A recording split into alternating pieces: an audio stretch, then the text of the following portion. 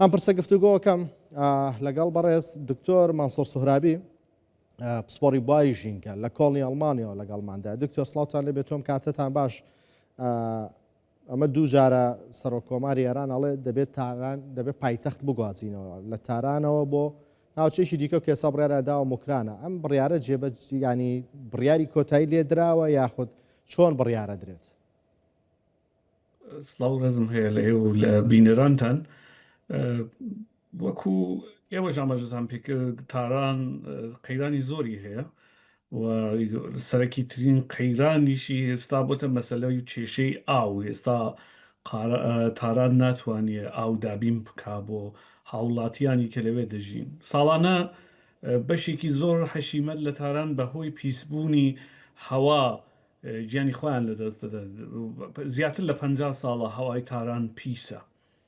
ئەوەش دەگەڕێتەوە سەر هۆکارەکەی، دەگەڕێتەوە سەر ئەوەی کە کاتی خۆی کە پلاندانان کرا بۆ گەشە لە ئێران لە زمانی محەممەد ڕەزا شا پەهلەویەوە، تاران بوو بە مرکزی ئەو گەشەیە و هەرچی پیشە سازی بوو و ئەوەی کە نەمادێک لە پێشکەوتن بوو لە تاران دابین کراودانرا و جێگاکانی زۆری ئێران بێبەشی بوون، بە تایبەتی ئەو جگایانەی کەتەوەکانی دیکە وەکو کورد تێدا دەژین. دکتۆر بێگومان گواستنەوەی پایتەخت هەروە ڕەنگە شتێکی ئاسان نەبێت کە ئێستا باسیەکەن و دەڵێن دەیگوازینەوە بۆ ناوچەیەکی دیکە، ڕەنگە هەم تێچووی زۆری هەبێت، هەم کاتی زۆری پێویست بێت. لە جێگەی گواستنەوەی تاران ناتوانن هیچ ڕێگایکی دیگە بگرنە بەر و کارێکن کە تاران ببوژێتەوە لە گواستنەوەی پایتەخت. ئەوەت پێ بڵم، ئەمن دەمهەویست باسیەوە بکەم. دەزانی تاران کە خۆی ئەو مەسیرە ڕۆیشتووە خەڵکێکی زۆری لە خۆیدا بوو، ینی حەشیمەتێکی کە لە تاران دەژی نزیک لە 10 میلیۆن کەسە، بەڵام تاران ناتوانێت زیاتر لە 3 میلیۆن کەس لە خۆیدا بگرێت. ئەوە وای کردووە کە هەموو سەرچاوەکان تووشی کێشە بێ. گواستنەوەی تاران من بە باوەڕی من وەک خۆم پێم وایە شتێکی تەبلیغاتیە و نەوعێک بە قەولی فارس دەڵێن فەرافکەنیە. حکوومەت بە ئاسانی ناتوانێت هەرام گۆڕتەویش بۆ موکران کە لە بەلوچستانە و بۆ نەتەوەی بەلوچە و ئەساسەن ئەو شتە لە بیرۆکەی حکوومەتی ئێرانیدا نییە کە بیهەوێ پایتەخت بەرێتە جگایەکی ئاوە. بۆ نمونەوەکوەیەک دەچێت بیر لەوە بکەینەوە کە پایتەخت بێنن بۆ کوردستان لە مەسەلەن بیهێنە سنە یا کرماشان. ئەوە ڕوونادا. ئەوەی کە هەیە دەواقعدا دایان هەوێ بە جۆرێک خەڵکەکە بەوە سەرقاڵ بکەن چون کێشەی زۆر گەوری لە تاراندا لە ئاڕادایە. بەڵام ئەگەر بیان هەوێ کێشەکان کەمکەنەوە دەکردرێ بۆ نمونە گەشەکە لە سەرتاسەری ئێران بێ، نەل بەس لە تاران و لە هێندێک شۆنی وەکو ئیسفەهان و یەزد و ئەو جگایانەی کە زۆرتر نەتەوەی فارسی تێدا دەژی گەشەی تێدایە. گەشەکە دەبێ لە هەموو پانتایی ئێراندا بێ. حەشیمەت کۆچ نەکا بۆ ئەوەی کە بچێ بژێوی ژیانی خۆی پەیدا بکە.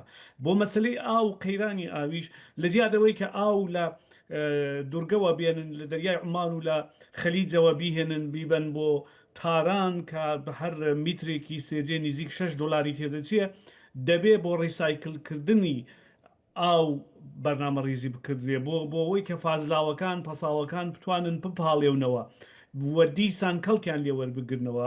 مەسرەفی ئاو دەبێت کەم بێتەوە، کشت و کاڵ دەبێت گۆڕانکاری بەسەردا بێ و ئەو گەشەیە ئەگەر بەربڵاو بێ خەڵکێکی زۆر لە تارانەوە دەچن. بۆ نمونە لە زۆر وڵاتی دنیا هەیە کە وەزارەتەکان هەموو لە یەک دانەشۆن نین. لە زۆر وڵاتدا دەبینی لە پارێزگایەک وەزارەتێک هەیە، لە پارێزگایەکە وەزارەتێکی دیکە هەیە، بەڵام بگرە تەواوی ئیدارە کولەکانیش، یعنی ئەوە وەزارەتەکان و ئەوەی کە پەیوەندی هەیە بە کاروباری ئیداریەوە ئیدارە کولەکانی هەمووی هەر لە تارانە و ئەوە ژوای کردووە کە بارێکی زۆر بکەوێتە سەر تاران و فشارێکی زۆر. حکوومەت دەبێ لە فکری ئەوە دابێت کە ئەو گەشەیە دروست بکە. ئەوە نییە کە دکتۆر یانی وەکو تۆ باسیەکەی ئەبوایە هەر لە سەرەتاوە لەو چەند ساڵی ڕابردوودا حکوومەتی ئێرانکاری لەسەرەوە بکردایە، هەلی کار لە تەواوی ناوچەکانی ئێران هەبووە، بژانەوە هەبووە، بەرەو پێشتون هەبووە بۆی خەڵک ناچار نەبرشێنی خۆیان بەجێ بێڵن فشارەکە لەسەر تاران بێت. دقیقاً وایە 100% ئەوە وایە، من وام عرضکردن دروستە. بەڵێ ئێستا تاران نەتوانێت ئەم دۆخە تێپەڕێنێ، ئێران نەتوانێت دۆخە تێپەڕێنێ یان نا؟ زانی قەیران زۆرە ئێستا مەسلەی ئاو ئەگەر دابارین نەبێ یعنی ئەگەر لە ماوەی 15 ڕۆژیکەدا دابارینێکی چاک لەو سەرچاوەکانەوە نەبێ کە ئاوەکانی پێنج بەنداوەکەی تاران دابین دەکەن و ئاوەکانی بنعەرزیش وەکو ئێوە ئاماژەتان پێکردەوەی لە ژێر زەویدا هەیە ئەوانیش تووشی قەیران بوون قەیرانی ئاو لە تاران دێتە گۆڕێەوە دەگاتە ڕۆژی سیفری ئاوی کە ئەوەی کە لە کەیپتاون لە ئافریقای باشووری هاتە گۆڕێەوە توانیان تێپەڕێن بەڵام بەداخەوە ئێران ناتوانێت ئەو قەیرانە تێپەڕکە هێستا تەنها کارێکی کە لە دەستیان دێ ئەوەیە کە ڕویان لە ئاسمانە و خەریکی نۆژەبارانە و دوعاکردن بۆ ئەوەی کە باران ببار یعنی حکوومەت هێندە بە سەقەتی جوڵاوەتەوە کە کاری گەیشتۆتەوە حاڵەتە بەداخەوە ئەگەر باران نەبارێ تووشی زۆر قەیرانی گەورە دەبن و ئەوە وای کردووە کە بیر لەوە بکەنەوە کە ئەو گەشانەی کە تا هێستا بۆ لە زمانی محەممەد ڕزاوە هەتا ئەوڕۆ هەمووی سەقەت و غەڵەت بووە. بەڵێ دکتۆر بە کورتیش وەڵام بیتەوە سپاس دەکەم.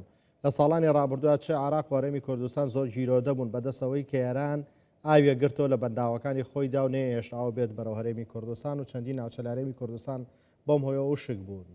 ئەم ئاوانە چیان لێ هاتووە بەشی نەکرد؟ دەزانی خۆی شتوکاڵی ئێران ئاوێکی زۆری پێویستە مەسلەی پیشە سازەکانی مەسلەی و گەشە سەقەتەی کە ئاماژەم پێکرد ساڵانە نزیک لە 90 بۆ لە 90 ینی 80 بۆ 90 ئاو لە کشت و کەرتی کشت و کاڵدا خەریکە مەسرف دەکردرێت لە ئێراندا و مەسرفێکی زۆر هەیە شارومەندی ئێرانیش مەسرفی زۆرە بگرە شەوڕۆ ینی لە 24 کاتژمێردا میانگین ینی مامناوەندی مەسرفی ئاو لە ئێراندا نزیک 300 لیترە لە ناو شارەکاندا کە یەکجار زۆرە لە وڵاتێکی وەکو ئالمان ئەوە تقریبان 150 لیترە ئاوێکی زۆر بەفیڕۆ دەدرێت خەڵک بەداخەوە ئەرزش و بایخی ئاو نازانێ و ئەو ئاوانەی کە گەڕاندویانەتەوە بە تایبەتی هەرێمی کوردستان زۆرتر وەکو کەرتی سیاسی من بە هایدرۆپۆلەتیکی ئێرانی دەبینم کە بە نیسبەت حکوومەتی هەرێمەوە خەریکە کەڵکی لێوەردەگرێت دەنا و ئاوەی بۆ نمونە لە کەڵوێ لە زێ بچووکەوە گڵیانداوە و بەنداویان بۆ ساز کرد و کوتیان بۆ بژانەوەی گۆلی ورمەیە ئەوە بۆ خۆیان لە کەرتی دیکە کەڵکی لێوەردەگرن و یەک قەترەشی نەچۆتە گۆلی ورمێ و ناهێڵن بێتە هەرێمی کوردستان و ئەوەش وەکو کارتێکی فشار ئیسفادەی لێ دەکەن هەر ئەو سیاسەتە ئاوی کە تورکیە لە چاوی دەکا ئێرانی شەر ئەوە لە چاو دەکا بە نیسبەت هەرێمی کوردستان کە هەرێمی کوردستان پێویستە لە بنەمایەکی هایدرۆپۆلەتیکی جدید بۆ خۆی بنووسێ و دای بڕێژێ. بەڵێ دکتۆر مانسۆر سۆهرابی پسپۆڕی بواری ژینگە لە کۆڵن لە ئەڵمانیا لەگەڵماندا زۆر سپاس دکتۆر.